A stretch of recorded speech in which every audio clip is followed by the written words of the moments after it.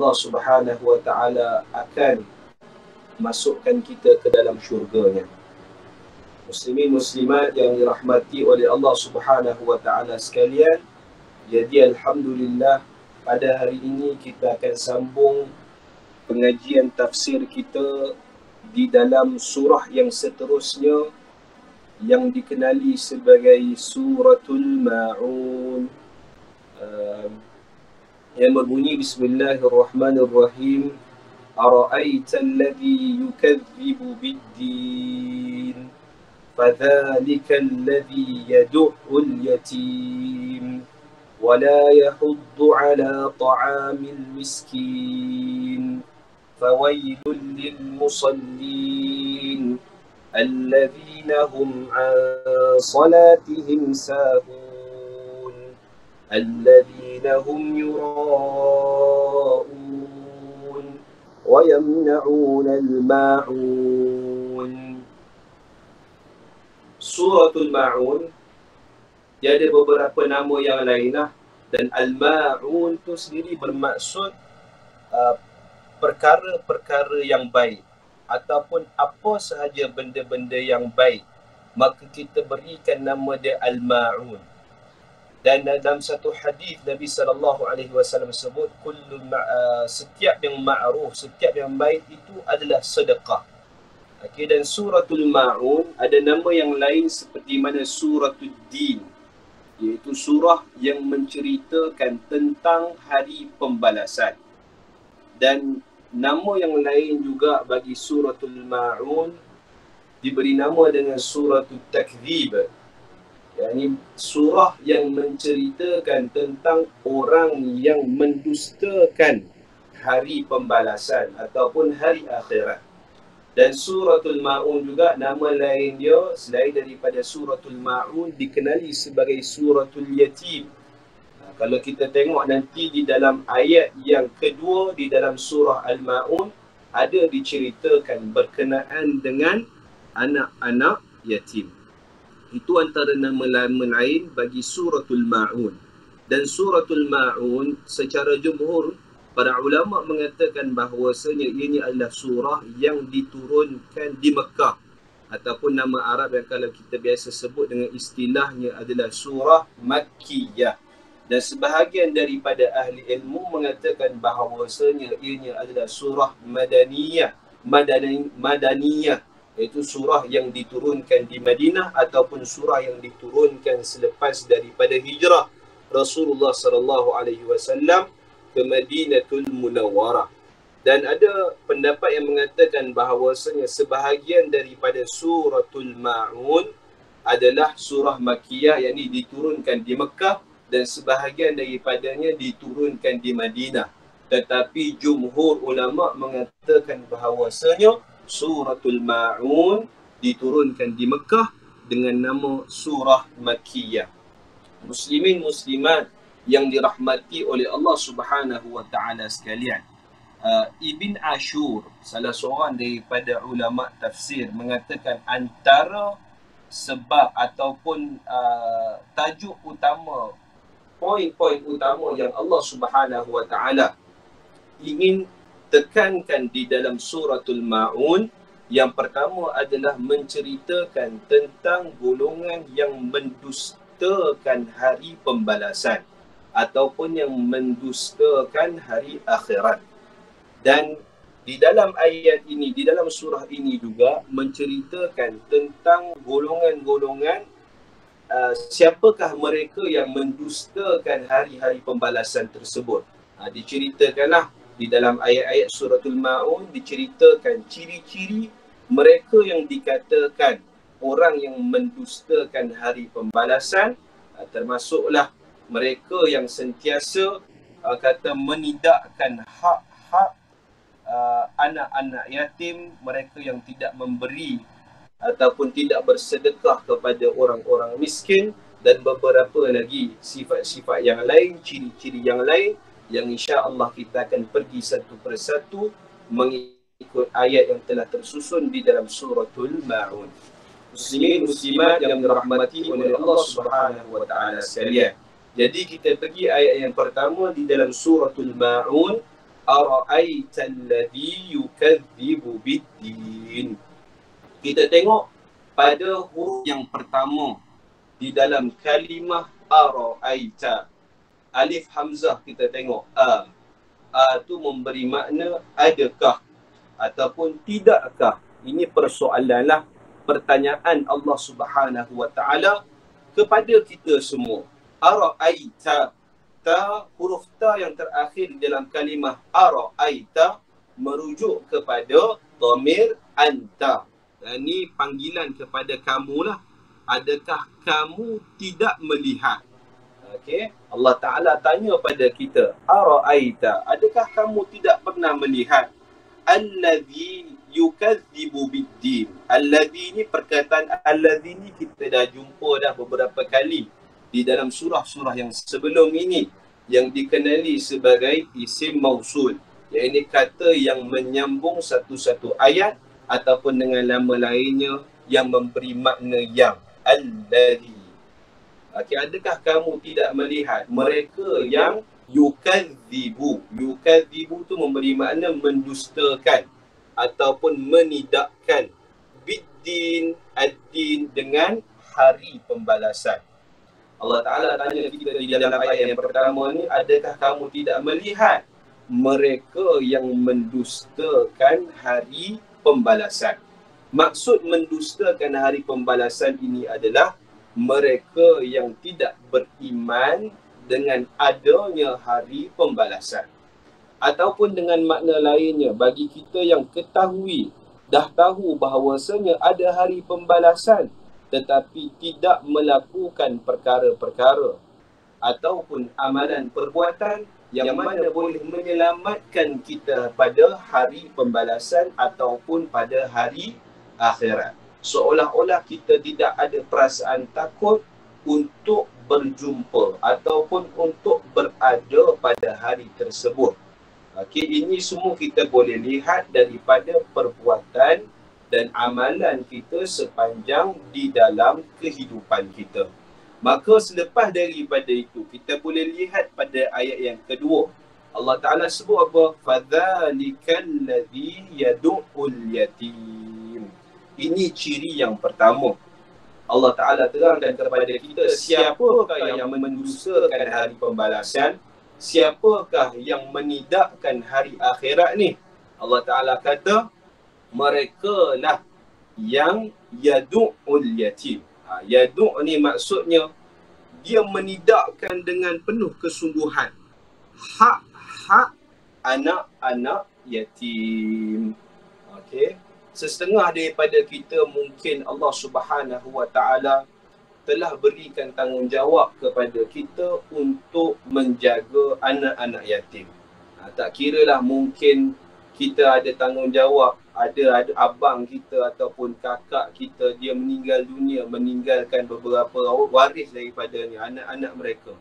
Dan bagi kita untuk menjaga anak-anak yatim tersebut, maka bukanlah sekadar menjaga saja, bahkan bagi anak-anak yatim yang mana tidak sampai umur akil balighnya ataupun tidak sampai pada umur mereka untuk menguruskan harta-harta mereka sendiri, maka mereka yang diberikan hak ataupun tanggungjawab untuk menjaga anak-anak yatim tersebut perlulah menguruskan harta-harta anak-anak yatim tersebut dengan sebaiknya. Okey, dan mereka yang tidak menjaga harta tersebut dengan sebaiknya, makna kata dan dalam Islam pun tidak jadi masalah lah kalau misalnya daripada harta mereka tersebut terpaksa kita gunakan untuk kegunaan mereka sendiri, untuk membesarkan mereka sendiri, tidak ada halangan. Tetapi jika misalnya kita gunakan melampau sangat sehingga kan kita guna itu untuk keuntungan diri kita sendiri, maka berhati-hatilah bahawasanya kita akan termasuk di dalam golongan mereka yang mendustakan hari pembalasan ataupun mereka yang tidak beriman pada hari akhirat. Kerana apa? Mereka yang tidak, orang kata, tidak amanah dengan apa yang Allah Ta'ala telah berikan kepadanya, makan harta anak yatim sesuka hatinya, maka jawablah nanti di hari akhirat nanti. Apatah lagi mereka yang cuba untuk ambil tanggungjawab tersebut. Maksud cuba ambil tanggungjawab ni, contohnya dia bukalah rumah-rumah anak yatim ke dan sebagainya. Benda itu adalah satu perkara yang baik. Tetapi jika misalnya tidak diuruskan dengan sebaiknya, dengan harapan untuk mendapatkan keuntungan bagi dirinya, maka tunggulah azab Allah Azza wa Jal seperti mana yang telah disebutkan di dalam ayat yang tadi. Muslimin muslimat yang dirahmati oleh Allah Subhanahu wa taala sekalian. Itu ciri yang pertama, mereka yang menidakkan hari pembalasan ataupun mendustakan hari pembalasan ataupun tidak beriman pada hari pembalasan. Ciri yang kedua, Allah Subhanahu wa taala sebut di dalam Al-Quran ayat yang ketiga, wala yahuddu ala ta'amil miskin.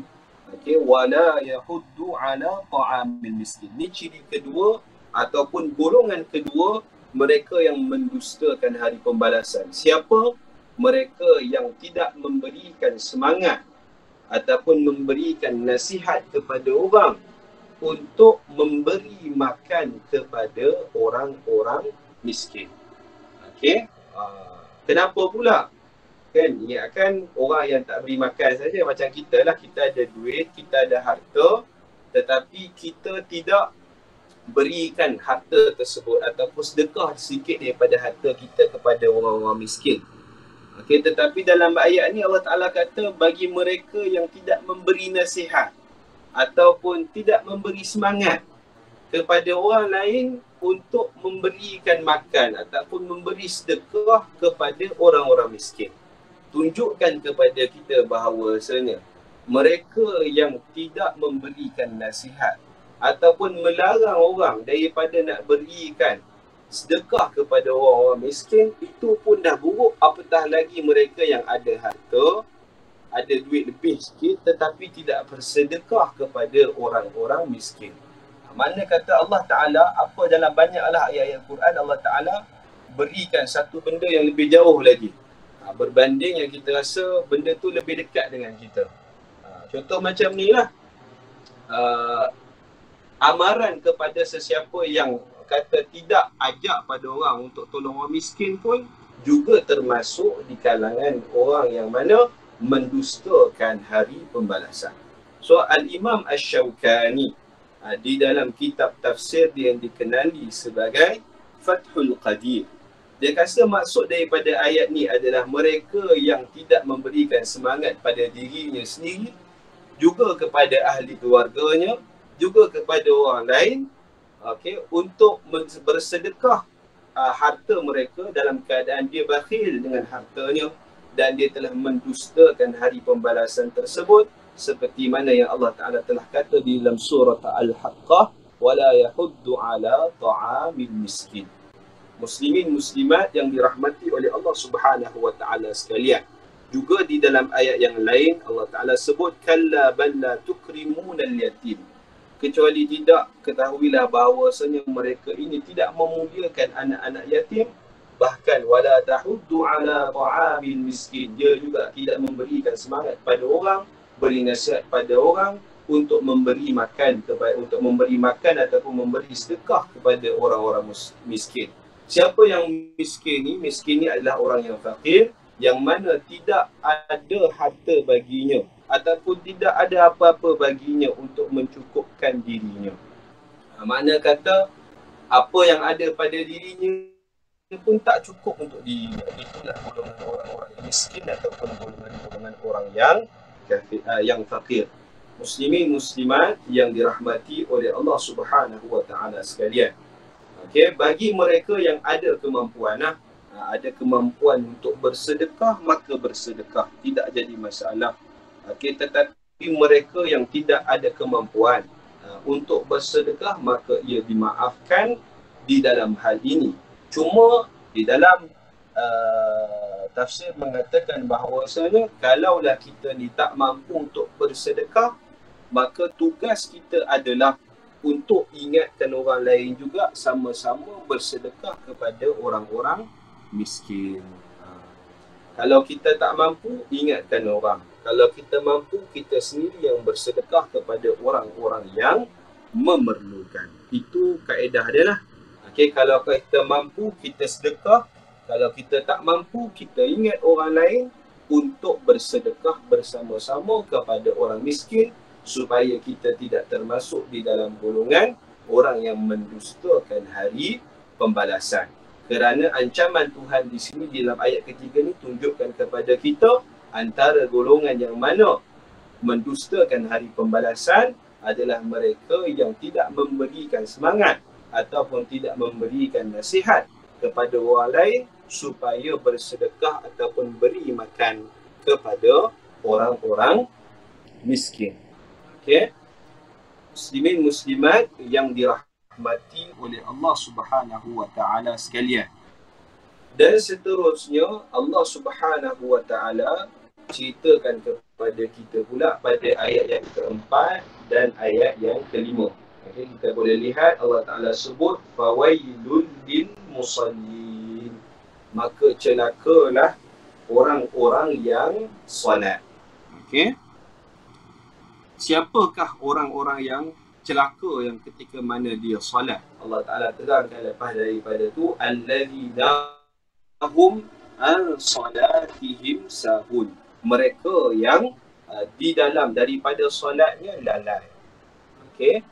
So di antara ciri-ciri orang yang mendustakan hari pembalasan adalah mereka yang celaka ataupun mereka daripada orang-orang yang melaksanakan solat ni, mereka turut mendapat kecelakaan daripada Allah Subhanahu wa taala kerana lalai daripada melakukannya. Okey, jadi siapakah yang lalai ni?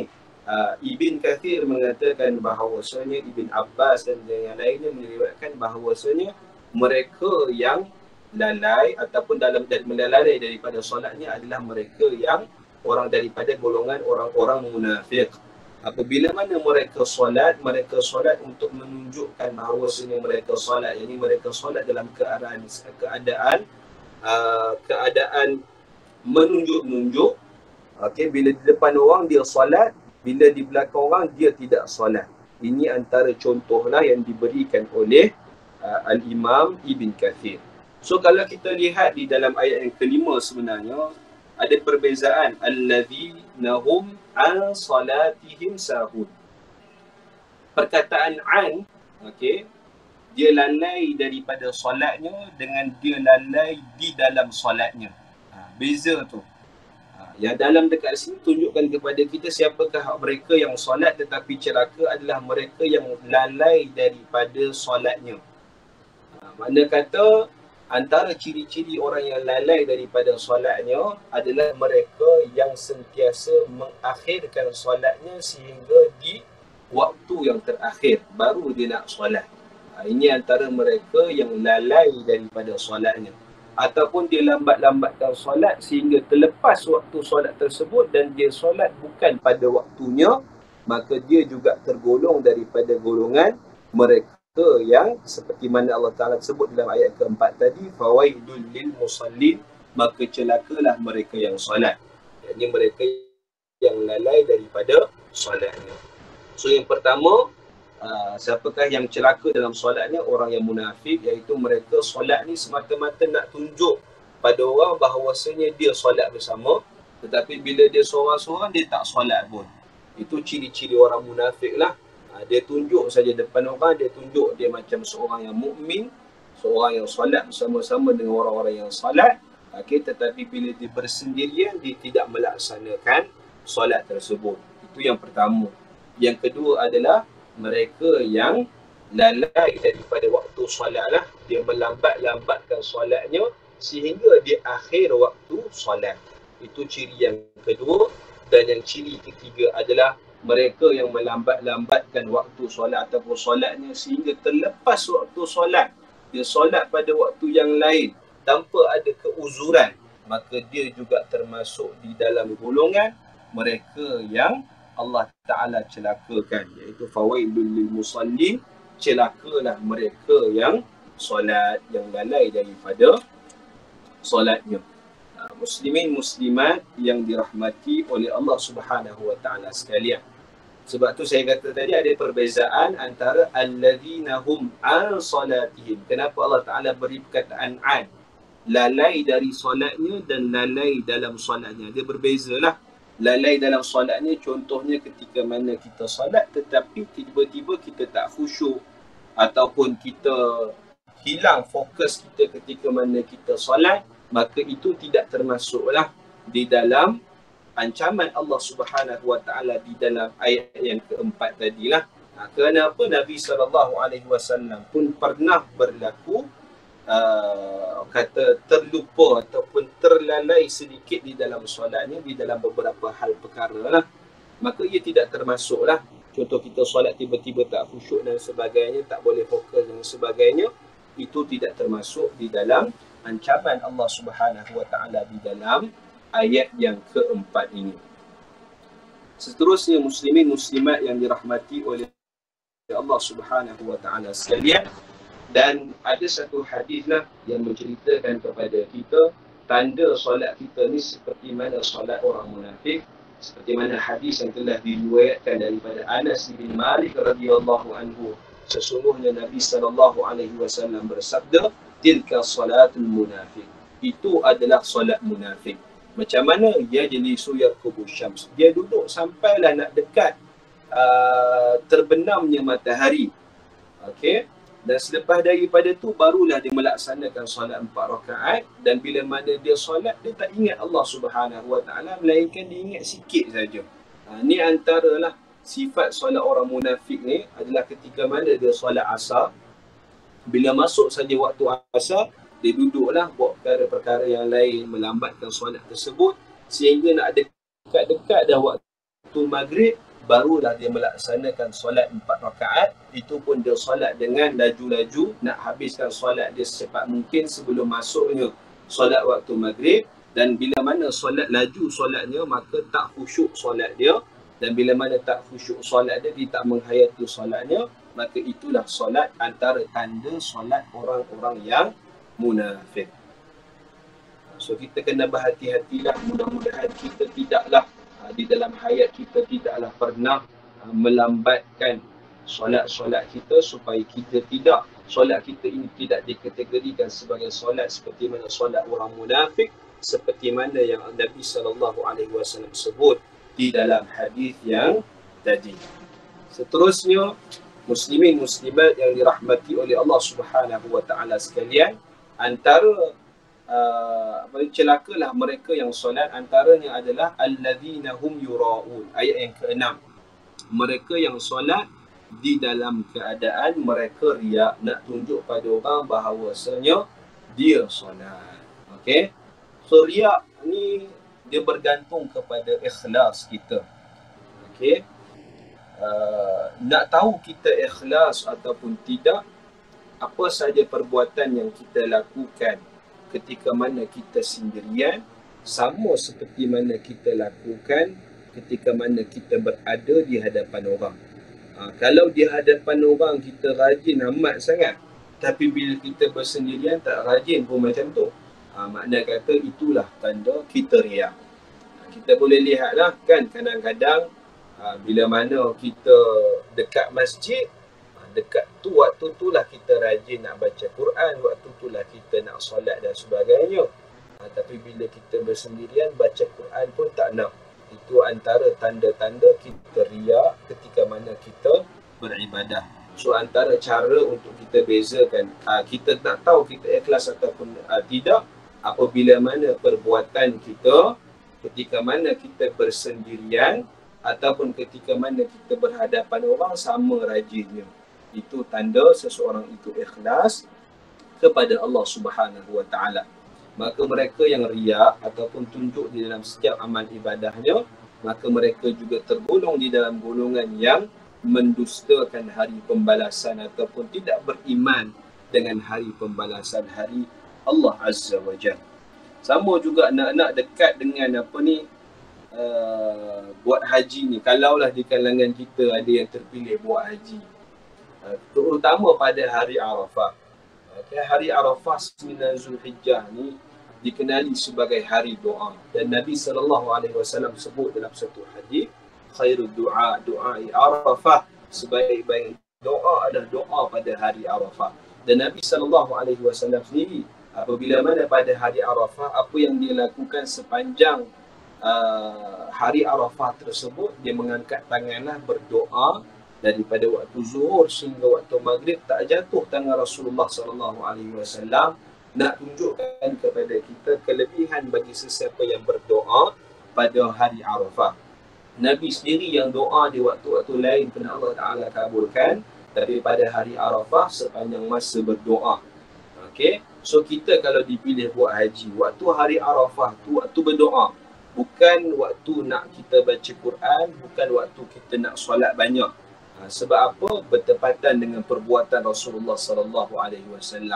Apa yang berlaku adalah bila mana kita duduk satu kemah dengan orang yang lain lah, kita akan nampak orang ni baca Quran, orang ni solat dan sebagainya. Kadang-kadang kita terjabar nak solat sama-sama, nak baca Quran sama-sama, nak lawan ibadah kita dengan orang lain. Benda tu benda yang baik lah, tapi takut-takut berlaku riak, berlaku takabur dan sum'ah dan sebagainya sehingga merosakkan ibadah yang pada asalnya ibadah pada hari Arafah adalah perbanyakkan doa.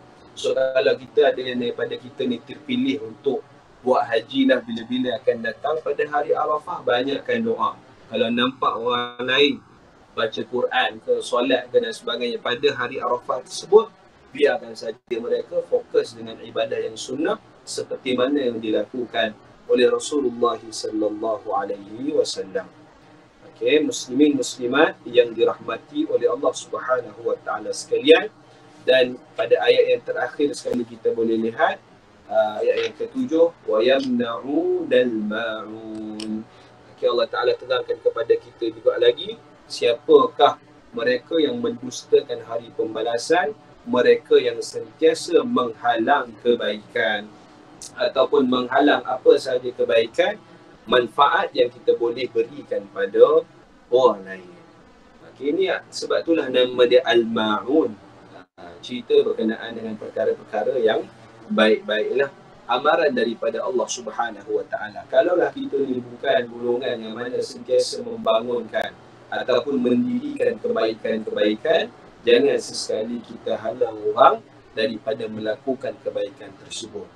Contohlah, kita tahu ada orang nak bagi sumbangan ataupun apa sajalah dekat sini, kalau kau pergi ke sana tu boleh dapatlah sumbangan kan. Kita tak bagi kepada orang, kita nak dapat kita seorang saja. Ataupun kita tahu ada kedai tu ada buat jualan murah. Benda tu baiklah kan, bagi pengguna-pengguna kita boleh beli dengan harga yang murah, tapi kita diam saja, kita nak kita seorang saja dapat kelebihan tersebut.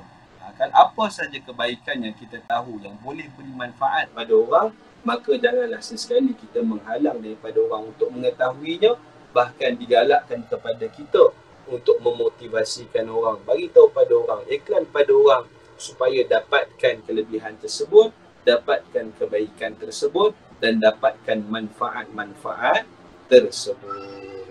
Okey, itulah sedikit sebanyak berkenaan dengan tafsir bagi suratul Ma'un. Dan terdapat satu hadis berkenaan dengan Al-Ma'un ni, hadis yang telah diriwayatkan daripada Abdullah ibn Mas'ud radhiyallahu anhu qala, dia kata kunna na'uddul ma'un ala ahdi Rasulillah sallallahu alaihi wasallam. Dia kata pada zaman kami dulu, waktu zaman Rasulullah sallallahu alaihi wasallam, kami sangat berjaga-jagalah ataupun diancam bagi siapa-siapa yang kata mereka yang menghalanglah kebaikan ni. Sehingga kan kalau nak pinjamkan, kalau ada orang minta pinjam untuk pinjam bekas ke timba ke ataupun periuk ke, kami pasti akan tolong juga. So dalam hadis ni bagi tahukan kepada kita apa sahajalah, kalau orang minta tolong pada kita sekalipun, kalau kita misalnya ada kelebihan yang kita boleh bagi, kita bagi tolong pada mereka lah, pinjamkan apa sahaja yang ikut kemampuan kita. Kalau tak mampu, tak berdosa dan sebagainya. Cuma jika mampu dan tidak ada halangan, maka memberi itu lebih baik dan mengelakkan kita daripada tergolong daripada golongan seperti mana ciri-ciri mereka yang telah mendustakan hari pembalasan, iaitu mereka yang menghalang daripada seseorang untuk mendapatkan kelebihan ataupun kebaikan manfaat daripadanya. Okay, ada apa-apa soalan ke muslimin muslimat yang dirahmati oleh Allah Subhanahu Wa Taala sekalian? Ya Ustaz, saya nak tanya. Ya saya. Ya Puan Novi. Saya nak tanya, saya ada terdengar dia orang cakap bila kita baca ayat ni, ada tak tahu yang mana nombor 3 ke nombor 4 ke, kita kena sambungkan, ya ke Ustaz? Kena sambungkan tu. Yang mana kalau kita buka makna dia macam itulah. Kalau kita baca, kalau ada orang kata bila kita nak baca ayat yang keberapa tadi, keempat dengan ketiga ya. Keempat dengan kelima. Fawailul lil musallin alladhina hum an salatihim sahun. Kita kena sambung juga supaya makna tersebut tak tergantung. Macam celakalah orang-orang yang solat. Seolah-olah makna dia macam semua orang yang melaksanakan solat semua celaka. Dia tidaklah orang kata ada satu kewajipan lah, sebab daripada ayat ni pun dah memang diberhentikan begitu. Dan perkataan alladhi tu, alladhi dahum, yang mereka yang lalai daripada solat ni pun dah menceritakan siapa yang mereka yang solat dan celaka tu. Siapakah mereka yang dicelakakan Allah Subhanahu Wa Taala ketika mana mereka solat. Okey. Sebab apa? Memang ada dalam tafsir menceritakanlah pada kita ada setengah daripada orang yang mana dia ni tak faham lah. Dia kata, sampai dia tak nak solat. Aku tak nak solat. Kenapa ada ayat Allah Taala kata fawailul lil musallin? Celaka mereka yang solat. Tapi sebenarnya bukan macam tu. Ada ayat Allah Ta'ala terang daripada tu. Dan dia taklah jadi orang kata satu kemestian. Bila mana kita sampai ayat keempat ni, kita kena sambung seterusnya. Kalau kita tak sambung pun, ayat yang seterusnya tu pun dah terangkan dah ayat yang sebelum. Sebab apa? Ada perkataan alladzina ataupun isim mausul yang saya kata tadi lah, yang menerangkan siapakah yang celaka tersebut. So tak ada, dia bukan kemestian lah. Tapi kalau kita nak sambung pun tak jadi masalah. Kalau tak sambung pun tak apa ya Ustaz? Kalau Imam Mazhar Haram pun saya dengar tak sambung lah. Dia baca fawailul lil musallin alladzina hum an salatihim sahun. Macam tu. Okey. Kalau nak sambung pun boleh, tak sambung pun tak apa, kerana ayat yang kedua tu pun dah dikira sempurna makna dia. Dah terangkan dah siapakah yang celaka tersebut. Bukan bermakna bila kita fawailul lil musallin jatuh celaka kat semua orang solat. Tidaklah. Sebab Allah dah terangkan lepas daripada itulah. Melainkan mereka yang kurang fahamnya, dia faham semua yang solat celaka sampai dia pun tak nak solat lah. Ada diterangkan jugalah dalam kitab tafsir ni lah. Berlaku ada pemahaman tersebut, mereka tak nak solat kerana ayat Allah Ta'ala kata celaka mereka orang yang solat. Mereka tak nak faham ayat yang seterusnya lah. Mereka ambil ayat yang keempat saja. Terima kasih Ustaz. Kalau Puan Nurbi nak sambung baca boleh. Tak sambung pun tak apa. Sebab apa? Perkataan alladzina isim mausul tu pun dah terangkan pada kita siapakah yang celaka tersebut. Biasa saya tak sambung Ustaz. Saya ikut dengan ni. Dia berhenti kan. Saya berhenti nombor 4. Berhenti pun tak apa. Sebabnya Al-Quran ni diturunkan, bacaannya tu Nabi belajar daripada malaikat Jibril alaihi salam lah. Jadi yang kita baca ni dikira sama seperti mana bacaan yang dibaca oleh Jibril sendiri dan dibaca oleh Nabi. Mana kata dulu sahabat-sahabat dengar Nabi baca macam tu. Kalau tak mesti dia sambungkan juga kan. Tapi mungkin dia dengar Nabi waqaf macam tu, fawailul lil musallin. Lepas tu Nabi baca alladzina hum an salatihim sahun. Sebab tu Al-Quran yang kita dapat pun berhenti dekat fawailul lil musallin alladzina hum an salatihim sahun. Ada soalan lagi ya?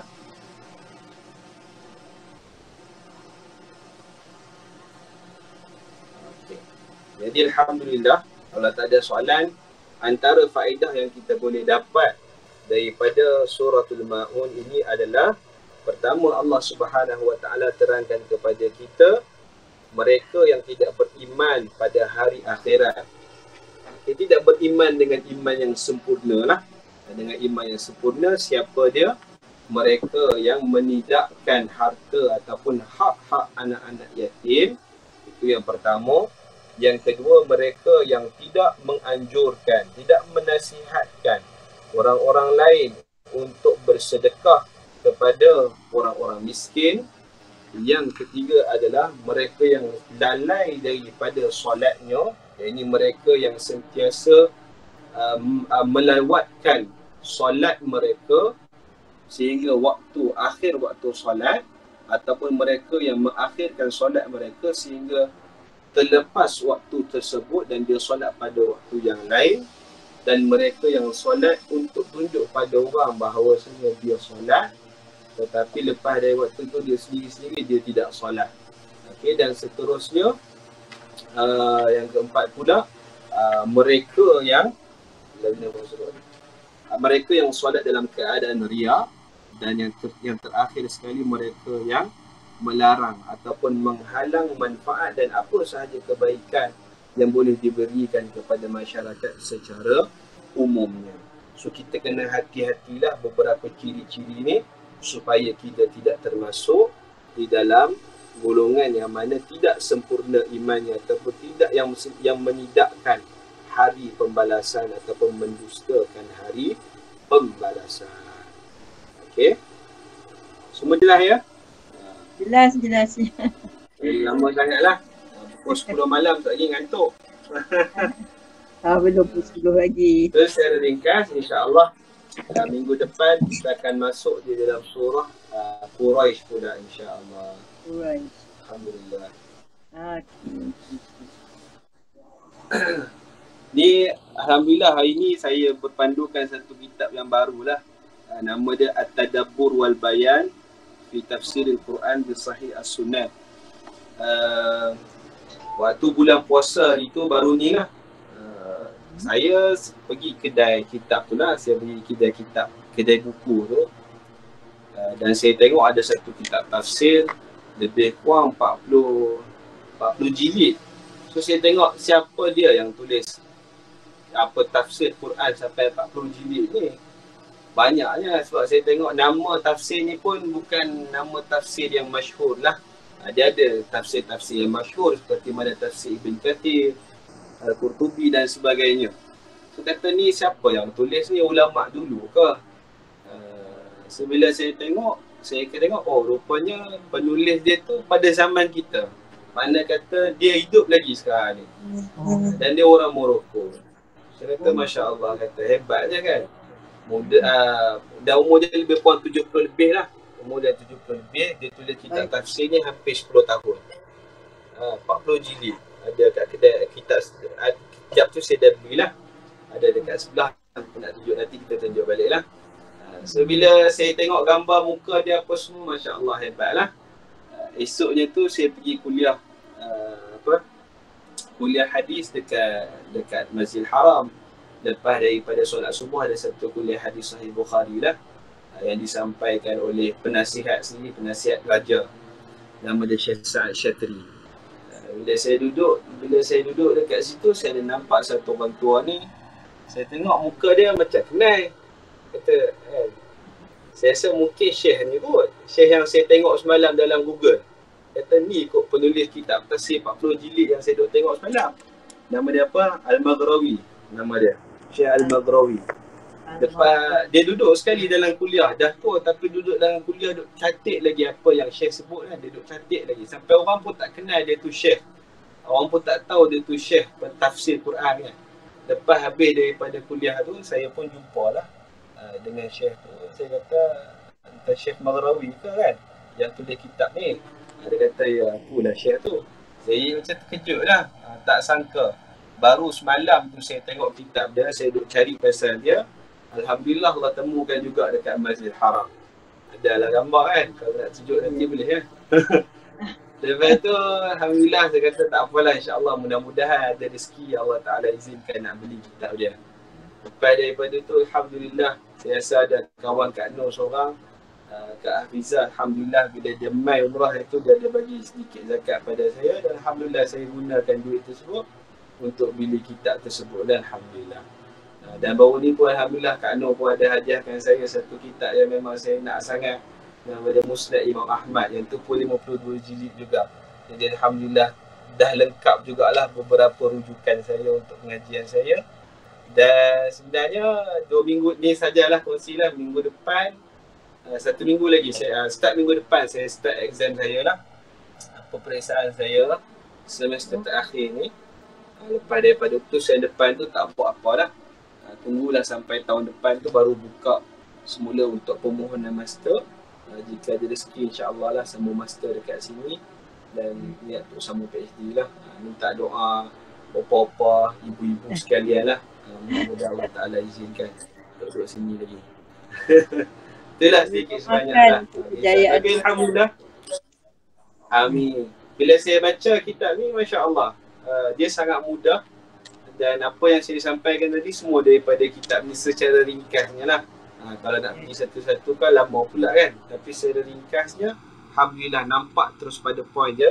Sebab apa, kaedah daripada tafsir Syekh ni dia sekalikan juga dengan hadis-hadis Nabi lah. Dia susun beberapa pendapat para ulama tafsir yang dia rasa macam orang kata jelas bagi dia, dan saya tengok pun pendapat yang dia letakkan tu agak mudah untuk kita faham secara keseluruhan. Dan selepas daripada itu dia datangkan dengan hadis-hadis yang sahih yang menguatkan lagi lah tafsirnya. Masya Allah, tabarakallah. Okay, so ada apa insya-Allah lah. Mudah-mudahan Allah Ta'ala temukan kita pada pertemuan yang seterusnya, dan mudah-mudahan kita menjadi hamba Allah yang saleh, dan mudah-mudahan Allah Ta'ala menambahkan lagi keimanan kita dan kecintaan kita kepada Al-Quran, dan seterusnya menjadikan hamba yang dicintai dan dirindui oleh Allah Subhanahu Wa Ta'ala. Jadi kita tutup majlis kita dengan kafaratul majlis dan suratul Asr insya-Allah.